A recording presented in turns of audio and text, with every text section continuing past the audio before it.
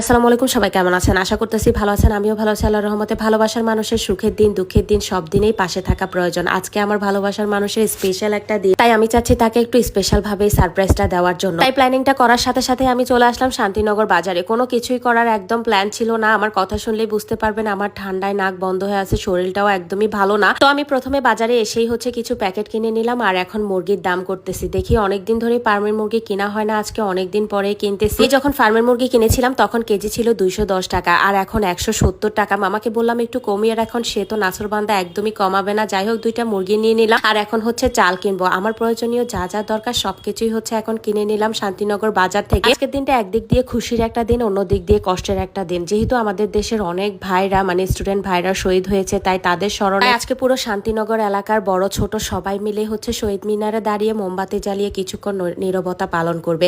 যাই হোক, আমি মোমবাতিও নিলাম 200টা আর এখানে পানি দেখতেছিলাম। তো কি করব সেটা তো অবশ্যই সারপ্রাইজ থাকবে। আর আমি কি কি কিনতেছি সেগুলো জাস্ট আপনাদের সাথে শেয়ার করতেছি। তো এই তো এখন পানিও নিয়ে নিলাম আর সবগুলো জিনিস মিলে রিক্সাতে উঠিয়ে নিলাম। যেহেতু শান্তিনগর বাজারের এখান থেকে আমাদের বাসায় যাওয়া একদমই সম্ভব না রিক্সা দিয়ে, যেহেতু রাস্তা কাটা, একদম অবস্থা খারাপ। আর এতগুলো জিনিস নিয়ে হেঁটে তো যাইতেও পারবো না, তাই অনেক দূর ঘুরে যেতে হবে।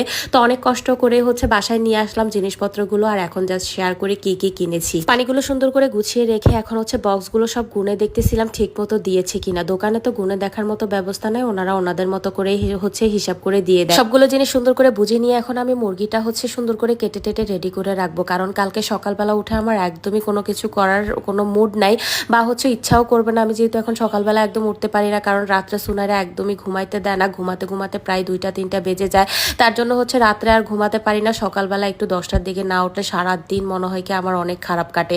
তো যাই হোক, এই তো আমি এখন সবকিছু সুন্দর করে রেডি করে রাখবো যাতে করে সকালবেলা আমার কোনো প্যারা না হয়। 5 কেজি পোলাওর চালও কিনে নিলাম। চালগুলো সুন্দর করে ঢেলে আমি এখন খুলে রাখবো। তো যাই হোক, এই তো মুরগিগুলো কেটে নিচ্ছিলাম। 2টা মুরগি কিনেছি, 2 কেজি 2.5 কেজি প্লাস। তো যাই হোক, 2টা মুরগি দিয়েই আমার হয়ে যাব যে কাজের জন্য আমি কিনেছি সেই কাজের জন্য। আর মুরগি কাটার মতো সহজ কাজ আমার কাছে মনে হয় কিছুই হতে পারে না। মাছের থেকেও মুরগি কাটতে আমার কাছে ভীষণ ভালো লাগে। তো এই তো আমি মুরগিগুলো কেটে নিলাম আর এখন সুন্দর করে ধুয়ে টুয়ে রেডি করে রাখবো। এদিকে শাওন সাহেব ফোন দিয়ে মাথা খেয়ে ফেলতেছে, তাড়াতাড়ি আসো, সবাই অলরেডি মোমবাতি জ্বালিয়ে ফেলছে। আমি বললাম যে আমি এগুলো একটু গুছিয়ে তারপরে আসতেছি। সে কি আমার কথা শুনে ফোন দিতে দিতে আমার মাথা খেয়ে ফেলতেছে।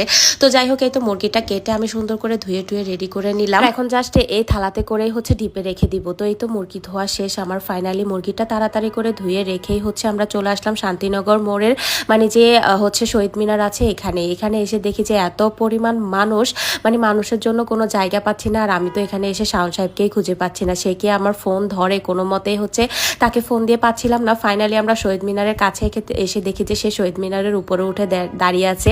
তো যাই হোক, এই তো আমরা মোমবাতি অলরেডি নিয়ে ফেলছি। আর যেহেতু আমরা 200 মোমবাতি কিনেছিলাম, আমাদের এলাকাতে বড় ভাইরা যারা আছে শাওনের সাথে পরিচিত, ওরা সবাই মিলে টাকা দিয়েছে। আর আমি যেহেতু বাজারে ছিলাম, আমি মোমবাতিগুলো নিয়ে আসলাম। তো এই তো আমরা সবাই মিলে মোমবাতি ধরাচ্ছি, যার যার মতো করে শেষেই মোমবাতি নিয়ে আসছে। তো এখন সবাই সবার মতো করে শহীদ মিনারে মোমবাতি দিচ্ছিল। একদিক দিয়ে ভালো লাগতেছে, অন্য দিক দিয়ে কষ্ট লাগতেছে। এতগুলো ছাত্র ভাই আমাদের শহীদ হয়ে গেল, তাদের জন্য আমাদের সবার অনেক অনেক ভালোবাসা আর অনেক অনেক দোয়া থাকবে, শ্রদ্ধা তো অবশ্যই থাকবে। যাই হোক, আমি আসার সময় 5 কেজি আম নিয়ে আসলাম। অনেক বেশি আম খেতে ইচ্ছা করতেছিল, তাই আম নিয়ে আসলাম। আর এদিকে সুনাইরা মনির ভীষণ পছন্দ আম, সে আম খেতে অনেক পছন্দ করে। সব ফলের থেকে তার আম পছন্দ। আমি চিন্তা করতেছি যে আমের সিজন যখন শেষ হয়ে যাবে তখন আমি আমার মেয়েকে আম কোত্থেকে দিব।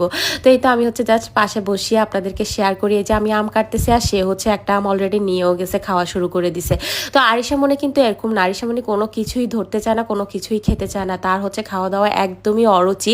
মাশাল্লাহ, সুনাইরা এখন তো খায়, জানি না বড় হতে হতে কি হয়। তো যাই হোক, এই তো আমি আমটা টেস্ট করে দেখতেছিলাম, এত বেশি মজা ছিল আমগুলো। আর দেখেন সুনাইরা মনি কি করে আপনাদের সাথে জাস্ট শেয়ার করি। সে পুরো জামা কাপড় থেকে শুরু করে পুরো বাসাটা ময়লা করে ফেলছে। এখন প্রায় রাত 12:30টার মতো বাজে। তো যাই হোক, এদিকে তার বাবার যেহেতু জন্মদিন, কিছু তো করতে পারি নাই। আর এই যে আমগুলো কেটে নিলাম আর এদিকে আমি সারপ্রাইজ দিতে চলে আসলাম তাকে। 12টা বেজে গেছে অলরেডি, 12টা 10 থেকে 20 পর্যন্ত বাজে। আমি এর আগে একটা কেক আনিয়ে রাখছিলাম, যেহেতু সে আজকে রাতে নাইট ডিউটি করতেছে। যেহেতু আমাদের দেশে ডাকাতের জন্য সবাই একটা ভয়ে থাকে, তাই সব বড় ভাই ছোট ভাই সবাই মিলেই রাত্রে নাইট ডিউটি দিয়ে থাকে এলাকা দিয়ে। তো এখানে অনেক ভাইয়ারা ছিল, সবাই মিলে ভাবলাম যে একটু সারপ্রাইজ দিই, সেও অনেক খুশি হবে। সে ভেবেছে আমি কিছুই করব না। তো যাই হোক, আমারও করার কোনো ইচ্ছা ছিল না। তো এখন হচ্ছে আমরা জাস্ট সবাই মিলে একটু কেক কাটাকাটি করব। আর ভাইয়ারা সবাই মিলে হচ্ছে অনেক খুশি হয়েছে, যেহেতু আমি সব মানে কেক নিয়ে গিয়েছি কাটার জন্য। তো আমি আর আমাদের এলাকার একটা বড় ভাই ছিল, উনি সহকারে হচ্ছে আমরা কেকটা কাটলাম শাওন সাহেবের জন্মদিনের। তো তার জন্মদিনটা নাকি এই যে মানে এই প্রথম এরকম একটা স্পেশাল দিন হয়েছে তার কাছে, তার অনেক ভালো লেগেছে, সে সারপ্রাইজটা পেয়ে অনেক বেশি খুশি হয়েছে। আমার নিজের কাছেও ভালো লাগতেছে, তার খুশি দেখলে আসলে আমার কাছেও অনেক বেশি ভালো লাগে। তো আমি হচ্ছে ছোট ছোট পিস করে সবার জন্য কেকটা কেটে দিচ্ছিলাম যাতে করে সবাই খেতে পারে। আর আজকের মতো বিদায় নিব, সবাই ভালো থাকবেন, আল্লাহ হাফেজ।